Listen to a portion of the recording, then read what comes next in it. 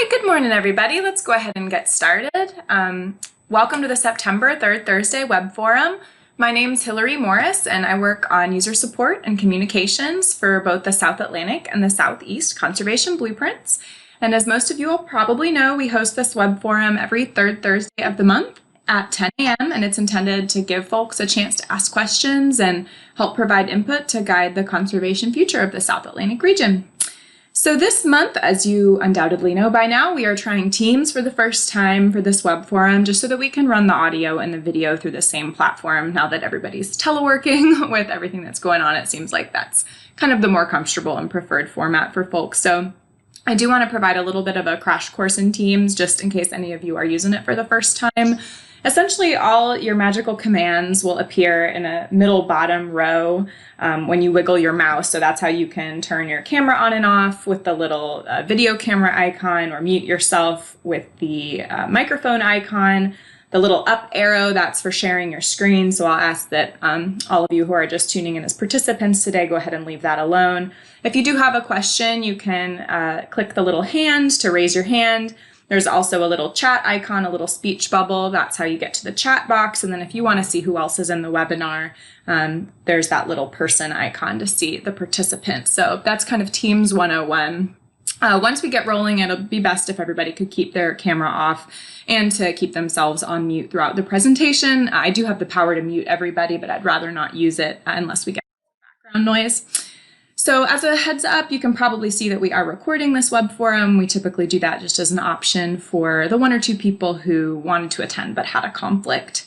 And then, as always, the slides and the video will be linked from the calendar event on the South Atlantic LCC website within a day or two. So before I hand it off to Kat, is there any questions about the team setup or any other questions or comments?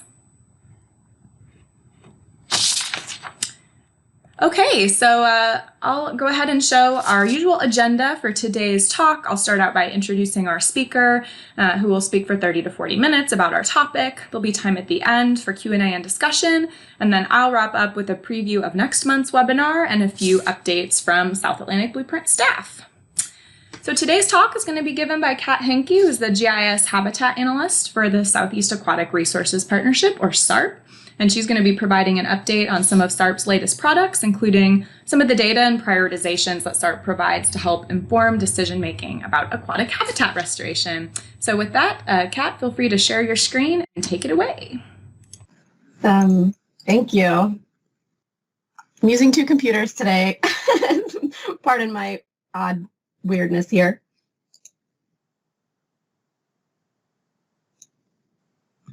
Okay. Thank you, Hillary. Happy to be here today. And as Hillary said, my name is Kat Hoenke. I'm the GIS coordinator for the Southeast Aquatic Resources Partnership. And today I'm going to share with you a little bit about some of the regional data sets that SARP has created and currently uses to identify priority aquatic habitat restoration projects across the region. But before I get into the data sets, I want to paint a picture of what SARP is and what we do. So for those of you who are unfamiliar with SARP, SARP was created by the Southeastern Association of Fish and Wildlife Agencies directors to complete the mission of conserving aquatic habitats across political boundaries. So we are state governed by a steering committee, and we have representatives from every state and multiple federal, corporate, and NGO partners. And we now also include Puerto Rico, and you can see our boundary there in that map. And SARP is also under a different umbrella as well. We are one of the 20 recognized fish habitat partnerships founded under the National Fish Habitat Action Plan. And our mission is to, with partners, protect, conserve, and restore aquatic resources, including the habitats throughout the Southeast for the continued benefit, use, and enjoyment of the American people. It's a little bit of a mouthful. And so to accomplish our mission, we're governed by the goals and objectives within our Southeast Aquatic Habitat Plan, which you can see there, as well as our steering committee. Can everyone hear me okay? Yes. Okay. Yep. Awesome. So what does SARP do to meet its mission? We work across political boundaries through partnerships to deliver aquatic habitat conservation on the ground. But where does SARP work to implement these actions? And that is where we have 5 program areas that aid us in identifying both the type of action that we take on the ground and where, in the broad sense, could we implement these actions at the basin scale. And so these program areas are aquatic connectivity. We have a native black basses program, aquatic habitat restoration, a coastal program, and in-stream flow. And then finally, how do we identify where to work within these basins? And that's where the meat of the data comes in. Within each of our programs, we develop and utilize regional data to help identify high priority project areas and actions. And so we're going to get into that how now. And so all of SARP's data sets were created to deliver conservation on the ground by implementing the actions in the high priority areas. So in order to do this, we work through a 3-step process to determine which data sets to create and then use these data sets to prioritize where to take action. So I'm going to go through each of this 3-step processes. And so first, we want to know what are the landscape level threats to aquatic species. And we work with our partners, that's our first step, to identify what the threats are. And these threats are sometimes different for different species. And so once those threats are identified, we want to determine the restoration actions that could be taken to mitigate these threats. So that's our second step.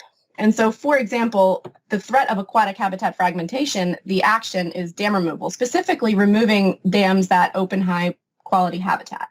And so our second step also incorporates developing relevant data to identify those actions. And so once we've determined the actions, that's where we want to look at where do we actually implement these activities. And that is when we use that data to prioritize. And our data sets are pretty much on the ground, placing dots on the map, for example, where are the dams, where are the unbuffered reaches, or we use those to either identify those and prioritize those sites or use them as indicators in this prioritization process. And so I'm going to go through each of these in a little bit more detail and call out 2 specific threats in the data sets that we've developed to work to identify places to restore within those threats. And so the step 1 that I just mentioned, our step 1 is to identify the threats.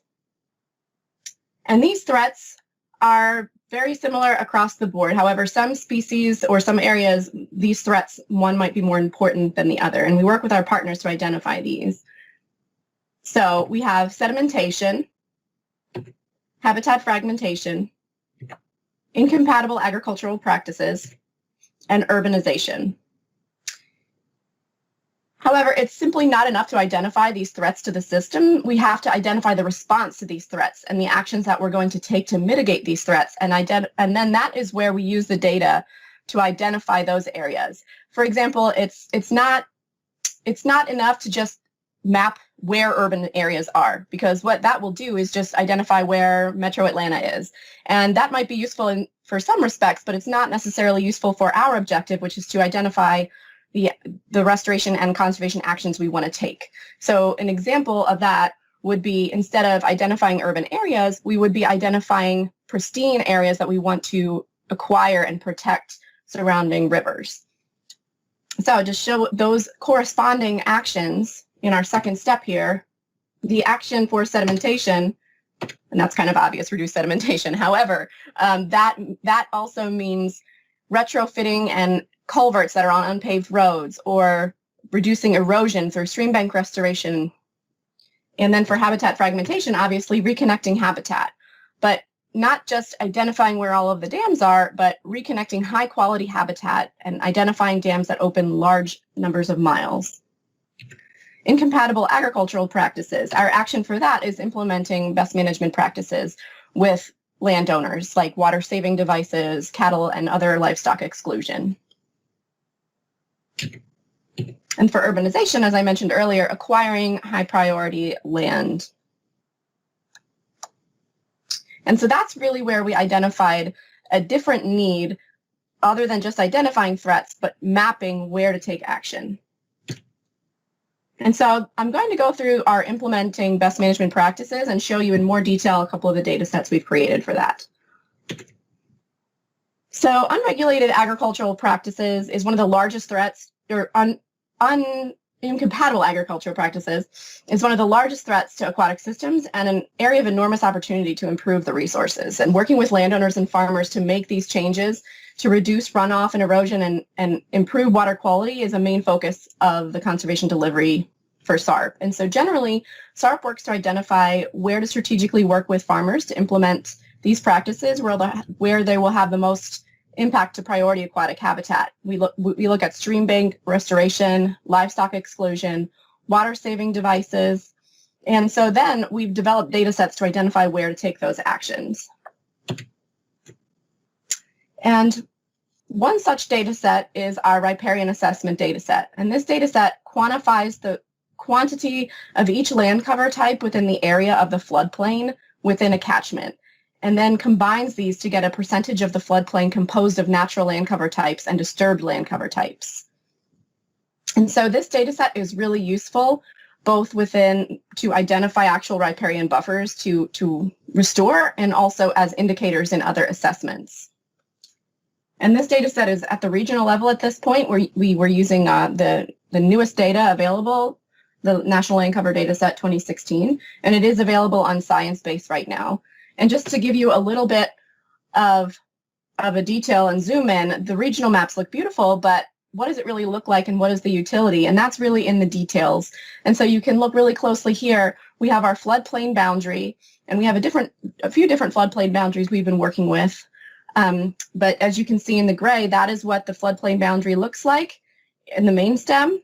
And then the tributaries as well, where we've buffered out the streams. And then and this is the catchment. This is the unit of analysis that we use.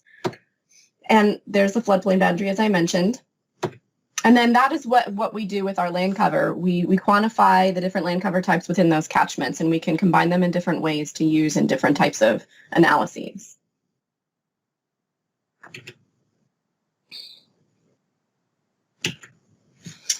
And then this is an additional data set that we've used with the land cover data set. And this is a data set that helps us to identify where there might be livestock entering the stream and where you may have stream that are completely unbuffered. And this is an intersection between streams and pasture and other agricultural land cover types. But this is at the national scale, and it seems pretty simple. This method was developed by the Fish and Wildlife Service Panama City Field Office. But when you look on the ground, you can see this is what it looks like in utility on the ground in the field. And this is an aerial observation, but you can see that, that yellow is where we're looking at. And as you can see, there are cattle right there in the pasture. And we're working now with Fish and Wildlife Service to do a field verification of this. And so far, so good. We are finding that indeed these are unbuffered reaches with varying levels of threats, but many, many cattle access areas into the water. And so both of those data sets are available on ScienceBase. And I'm going to, at the end, show you how these are being used right now to find projects. But before I do that, I'm just going to go through one more threat and action in our data sets. We're going to look at reconnecting habitat and the threat of habitat fragmentation. And many of you on this call have already heard of our barrier prioritization tool. But just wanted to explain a little bit more about that. We are identifying areas for potential dam removal, potential culvert replacement, as well as culvert surveying and assessment opportunities, and particularly looking at identifying stream networks that reconnect high-quality habitat. And so, as many of you may have heard before, we have our inventory of dams, and this inventory includes regulated and unregulated dams, and we've been working really hard over the past several years to really bring in those unregulated dams. We have over, I believe, 146,000 dams now for the Southeast, and the national inventory has 50,000 for the same boundaries. So we are adding in a lot of unregulated dams and working with partners, modeling dams as well, using different methodologies. And this data set is directly downloadable from our Southeast Aquatic Barrier Prioritization Tool website, which I'll show you there at the end. And 130,000 of our 146,000 dams are mapped to hydrography. We use the newest National Hydrography dataset, high resolution dataset. And when we work with our partners, the areas where we have many partners and many additional studies that have occurred about unregulated dams, we bring in all that information. And you can see on the left there, the different states where we have more of that local data is where we really increase our inventory in number. And that snapshot there on the right is the ideal sort of dam that we're looking for when it comes to identifying a priority project. A run-of-river dam with no real surrounding land use. And that's not to say this will definitely be socially feasible to remove, but this is really what we're targeting from our data set are these dams for opportunity. And our inventory has a lot of different standardized attributes that we have incorporated, as well as those that are specifically relating to restoration. So the ones that mean the most for restoration would be construction material, knowing the purpose and knowing the height. Height can get you a little bit of an idea of the cost, but we also look at social feasibility. We look at the condition of the structure, what the use is. If many times recreational use will mean it doesn't have another purpose. Is it an invasive species barrier? So we work with all of our partners to identify that. And we have this process called social feasibility reconnaissance. And this process, we work with partners and interns and other volunteers to go through each of our dams and identify whether or not they are potentially socially feasible, or would you go and knock on that landowner's door to talk to them about their dam, or is it a large dam with many docks or a water supply structure that's very large. So we're trying to weed out those dams that aren't going anywhere in this process. And this really makes our inventory unique. And all of that is available on our tool as well. We also have an inventory of assessed crossings, road crossings. You can see this data set here is the USGS road crossing data set. I believe that's currently being updated. But that is over 2 million road crossings just where a road crosses a stream. But we wanted to identify where these road crossings have been assessed. And so we worked to gather as much information as we could from our partners and came up with over 25,000 road stream crossings that have been assessed by partners using different protocols. A lot of that is Forest Service and many other partners as well. But we also wanted to work on a standardized protocol so that we could also initiate more data collection across our 14-state boundary. And so we adopted a protocol that was created by the North Atlantic Aquatic Connectivity Collaborative. And this protocol is a very simple protocol that allows the surveyor to go out and collect data without spending too much time. And we're currently working with, we've trained over 150 people in the field to collect these data, and then those folks have trained other people.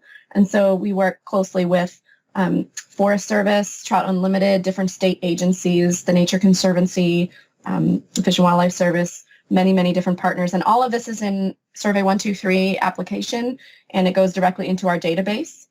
And this is what it looks like when it comes in. It automatically scores itself to see the barrier severity. And this is data collected in North Carolina by Trout Unlimited, who's currently training volunteers in the field to use this protocol. And so that assessment data and road crossing data is in our tool as well and can be downloaded directly from that tool. And so those are the 4 data sets that I was going to go over today. We do have some others that are available that if you contact me, I can let you know where they can be downloaded. But the next step of where we take these data sets is really to consolidate that data and use it in a prioritization process. So taking that information and identifying where to work on the ground, where are those high priority sites? And that's our third step, is the prioritization process.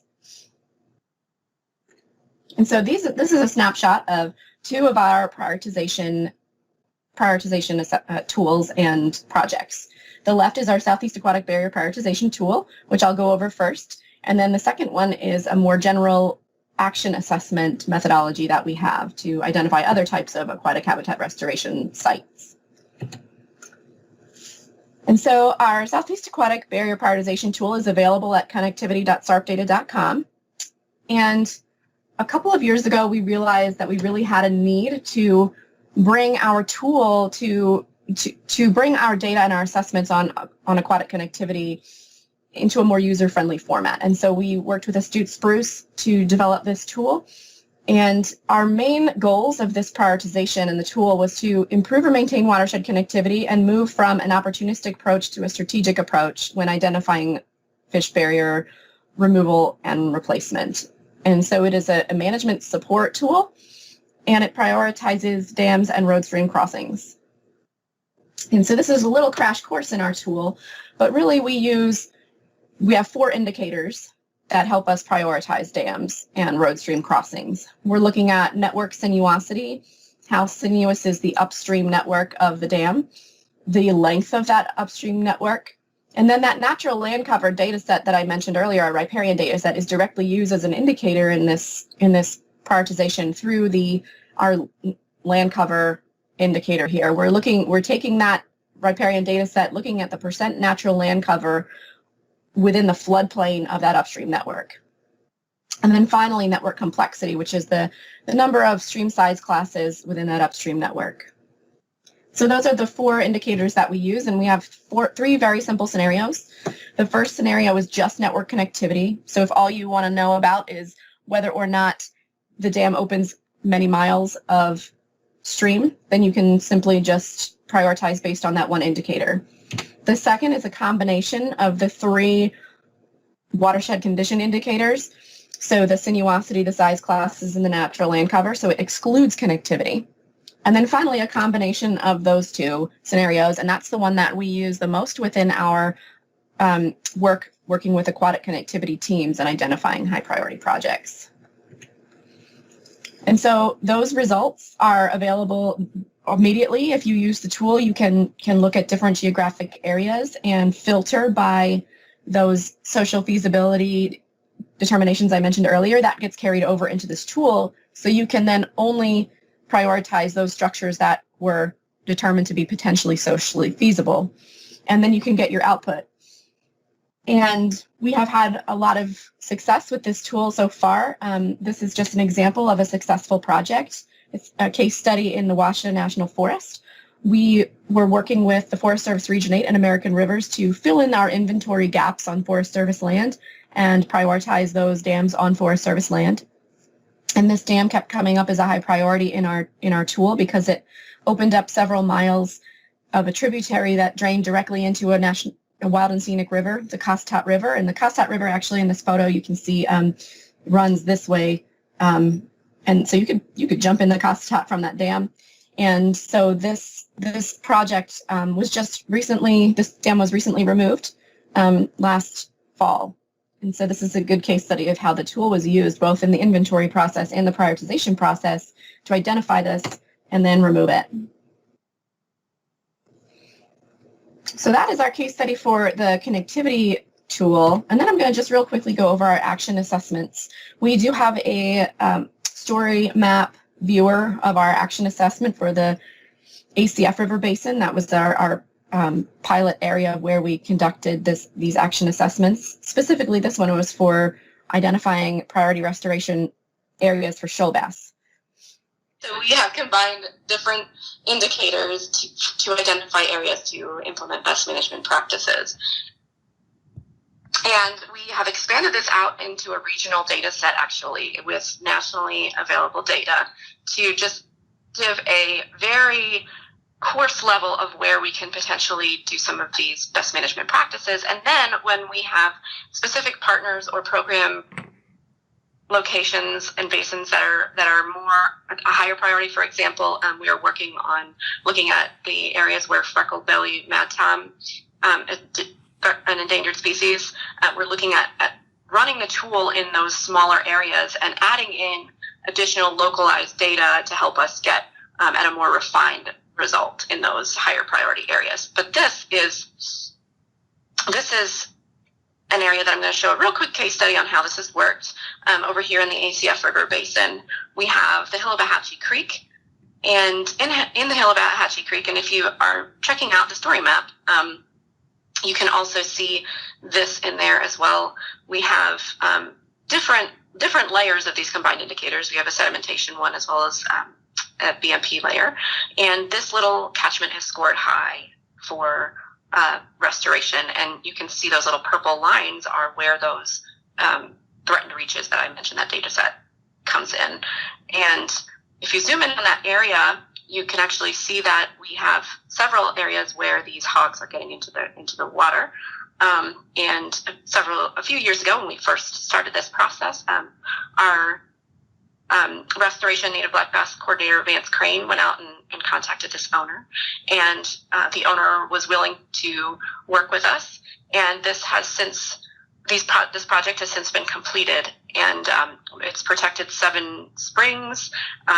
They removed an earthen dam and retrofitted some culverts, and then also replanted a riparian zone, and as well as fencing out those hogs from the creek there. And that creek drains directly into a shoal bass creek.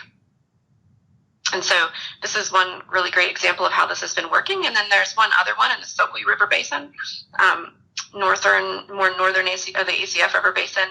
And I believe this was a partnership with NRCS. This project recently was also completed, and with 4 springs protected and 50 acres of riparian zone protected, and additional springs and 400 acres under ag BMP. So this methodology is working out when identifying these projects using these tools, and then contacting the owners and following through with projects. And so in conclusion, SARP creates our data sets for the specific purpose to identify where to restore habitat on the ground. And so we do have these region-wide data sets that are available. Our riparian assessment data set and threatened stream reaches are available on ScienceBase and the SARP ScienceBase website. And then we also have our dams and assessed crossings, which you can download directly from the tool. There's a download tab there. And we don't have them on ScienceBase right now because they are updated very frequently and are easily added onto our tool at this point, but we will have an archived version up there on ScienceBase at some point. And we are working on several other data sets, an urbanization data set where we have contiguous forest patches that are on larger rivers that we are going to be putting up on ScienceBase as well. And so that's all I had. I'm sorry for the horrible technical issues. But are there any questions? Yeah, thank you so much for that great presentation. If you have a question for Kat, just feel free to unmute yourself and speak up, or you can use the chat box if you prefer.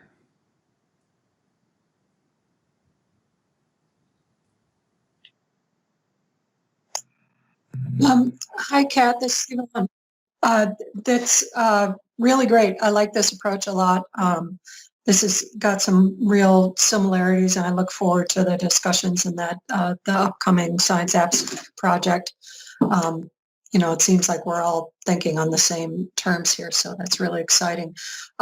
One part of it that we were looking at in a similar effort with FAC is doing that after project assessment to evaluate, return on investment, both in terms of species and dollars spent. I know you identified the habitat improvements that were made, but is there any follow through on, what kind of actual difference this would make for black bass or for shoal bass habitat, or for freckled-bellied mad-tom, or whatever the species are of interest? I think that's definitely one of our next steps. I know we were working a little bit with BRUA to look at the water savings and what that would mean, because we do quite a few center pivot retrofits, and that is actually a data set that goes into our ACF assessment.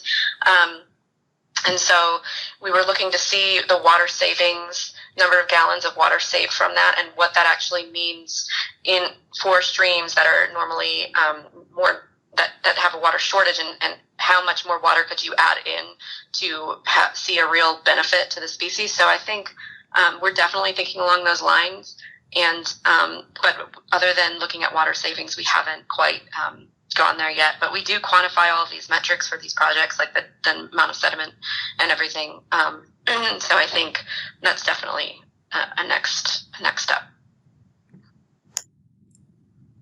Great. That's a tough nut, Yep, but it's yep. really good that you're thinking along those lines. Great. Great question, Yvonne. Thanks. And we do have a question in the chat box, Kat, just for maybe a link to the riparian assessment. If you could potentially drop the link to that assessment in the chat before we end the meeting today, that would be really helpful. Yes, I will do that now. Thank you so much. Any other questions for Kat while she's working on that link? Here's another question in the chat box from Anna Maria Garcia. Great presentation. Have you taken artificial drainage into consideration? Meaning along the lines of like floodplain issues, or folks draining water from, sorry. No, that's okay. And would you maybe be able to clarify exactly what you mean by artificial drainage? Like a hydrologic alteration, she says. So we have previously had a flow alteration assessment, but it is older, and one of the things that we do with that is we're trying to look at the evapotranspiration from these water bodies or the evaporation from the water bodies and what that means for taking water out of the stream. But the flow and it is definitely a nut that we're trying to crack, and was very much a big part of where SARP was previously, and then some lack of funding for flow issues has put us in different directions. But we are looking at identifying the flow issues and how those relate to dams, and also the center pivot and irrigation. Great, thanks. She says, got it, thanks. So I think we're all good on that one. Thank you. Any other questions? We've got probably 5 or 10 more minutes. I'm trying to get this link up for you now. Seems like 2020 is really hurting my tech issues. I'm so sorry. Here's a good question from Taylor. How was the sedimentation layer created? Yeah. So for sedimentation, we look at specifically in that one unpaved road crossings. We look at some of them. So our sedimentation layer is different than, we separated the sedimentation layer from the BMP layer, because as you can see from that, there's quite a few, there's some overlap there. And so because of that, we have specific layers in that are different from BMP, but there are some so like agriculture is weighted differently. We use the National Cropscape database to look a little bit more closely at like sedimentation in their different types of agriculture, but it mostly focuses on the road stream crossing. We also have for the ACF, but not regionally, we have we have I think it's RUSLE, the Universal Soil Loss Equation data set that we have from an ACF classification system project from USGS. We grabbed that layer and brought that in to show where certain areas might be more likely to have erosion problems. So there are a couple others in that I can send your way if you want to look in more detail.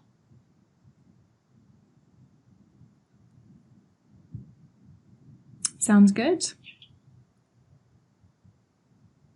Yeah, Taylor says that would be awesome. So maybe if there are some other resources to drop in the chat related to those additional layers, that would be nice. So we have another question from Sharon. Are the dam removals accompanied by before and after studies of, say, sediment contaminant transport? And if so, who funds that? Yeah, that's like the $1 million question. So our tool, we don't We have not done a lot of project management on dam removal ourselves. We helped with the project management of the Mine Creek Dam, specifically with helping with permitting. And we are working on one that is another example of our tool. We found this dam through our tool. It's a small dam that opens 33 miles directly into the Apalachicola. It's a side trip to the Apalachicola. And that one we are project managing. And we are doing some studies, some monitoring on that, and doing like specific looking at the sediment, and but most of the time our projects, we are feeding those projects to other project managers like American Rivers and other small watershed groups. And so for us, we don't specifically do the monitoring ourselves, and I know that is a big issue for funding to try to monitor do monitoring for dam removals. But for example, the White Dam, like when we have partnerships we have aquatic connectivity teams in different states that work at the state level to bring partners together and work on dam removal and culvert replacement. And when we have teams like that, a lot of folks will plug in to those specific roles. And so the White Dam was just removed in Georgia, and UGA was the project manager for that. And the EPA Region 4 folks definitely did monitoring and helped with that. And so that's more of a project-specific thing, but it's so hard to fund. So it happens sometimes, not all the time, because there's not always funding, if that answers your question. Yeah, that's really understandable.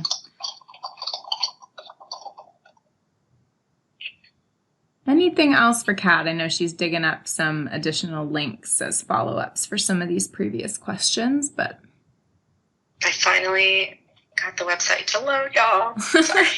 Well, it doesn't help that your work computer, where all of this is probably bookmarked and handy, is now a large paperweight, so no problem. Yeah, so I just put the link in there that has our science-based page, and so you'll see the SARP riparian assessment link right there in the child items, and then we also have some of our boundary layers in there, and a couple things in there we are working on with USGS to like switch in and out. But yeah, the riparian assessment is in there.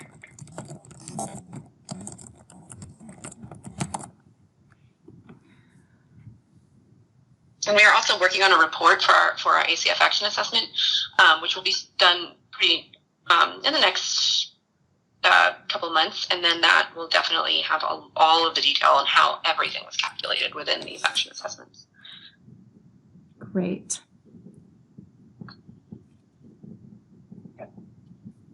Anything else for Kat?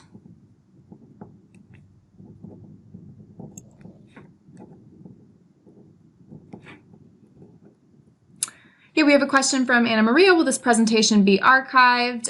Yes, I do record all of the Third Thursday web forums, and I load a PDF of the slides as well on the calendar event on the South Atlantic LCC website. So if you go to southatlanticlcc.org and go to our events, you'll see the calendar events for each of the webinars, and the links to the recording and the slides are on that event. So you're also welcome to reach out to me directly. I'll put my email address in the chat box. If you have trouble finding it, you can just email me and I'll send you the link. So I have a quick question. Is there a way for individuals to participate in the barrier assessment? Yes. So what state, is it in a southeastern state? I'm guessing yes. Yeah. Yeah. Like in North Carolina. Yes. So in North Carolina, we have several folks that are currently trained up, depending on where you're located. We have trained folks in the Cape Fear River Basin, and Trout Unlimited is all over the Appalachian area. So we usually set up a training, and we'll come out and train folks if there's a large group of people that want to be trained. During the time of COVID, I'm sure that'll be a little bit different. But if there are 10 individuals or folks from organizations, we can come out and train and do a large training.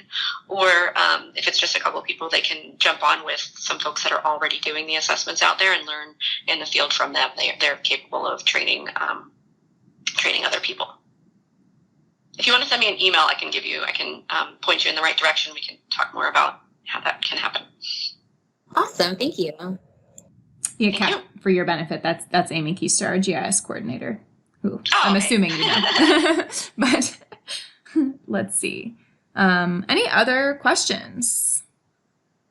Well, let me wrap up with some quick slides just to preview next month's web forum. That's going to be on October 15th. It'll be the same time, same connection information as today. So this presentation will be given by Rua Mordecai, who, as I'm sure most of you know, is the coordinator for the South Atlantic and the Southeast Conservation Blueprints. And he's going to be presenting on the new products that are going to be available from CCAS, or the Southeast Conservation Adaptation Strategy, this fall. CCAS always queues up a bunch of updates every fall for the Southeastern Association of Fish and Wildlife Agencies, or SEAFWA, annual meeting. And even though SEAFWA is virtual this year, we're still doing our usual round of updates. So Rua is going to be talking about the upcoming update to the Southeast Conservation Blueprint, which will also be incorporating the data from the updated South Atlantic Conservation Blueprint, which Rua presented on last month. We're also updating the recent trends in Southeast ecosystems report that tracks progress toward the CCAS goal. And he's also going to talk a little bit about a prototype viewer that we're developing for the Southeast Blueprint, which is modeled in part after the South Atlantic Blueprint Simple Viewer. So if you're a fan of the Simple Viewer, get excited, because we're working on developing a similar approach for the Southeast Blueprint as well. A couple updates from staff. I just wanted to make sure that everybody's aware that we did release the latest South Atlantic Conservation Blueprint, Blueprint 2020, last month. So if you go to the Blueprint page on the South Atlantic website, you can learn more about that Blueprint update and get access to all the data. We are working on updating the Simple Viewer with that latest Blueprint so that you can use the Simple Viewer to access Blueprint 2020, and that's going to be available really soon. In addition, we're also working on improvements for next year's Blueprint already, some indicator updates in the works. So get excited about next year's Blueprint. As always, we love to keep revising and iterating to make sure that the Blueprint keeps getting better and better based on your feedback. And again, here's my email address. Please feel free to reach out to me if you would like help using this latest Blueprint to inform a decision, to strengthen a grant proposal. As user support, that's what we do. So please reach out to me or anybody else on the Blueprint staff if you would like some help understanding and interpreting and using this latest Blueprint. And then, as always, I like to end on this slide. If you're interested in getting more involved in the South Atlantic Blueprint, I really encourage you to join the South Atlantic web community just by making an account on the South Atlantic website. That'll get you signed up for a monthly newsletter about the Blueprint and a monthly reminder email about this web forum. You can always connect with your Blueprint staff, me, Louise, Amy, Rua, Mallory here in Raleigh, or explore the Blueprint online and get involved that way. So with that, I'm going to pause one more time for questions just to see if anyone has a question for me or for Kat that has occurred to them in the last couple minutes. All right, sounds like we are in good shape. So thanks again, everybody, for tuning in and for being patient and flexible as we overcame some tech challenges. I really hope that you'll tune in next month as well to learn about what's on deck for CCAS this fall. Thank you, Kat, for a wonderful presentation, and everybody take care.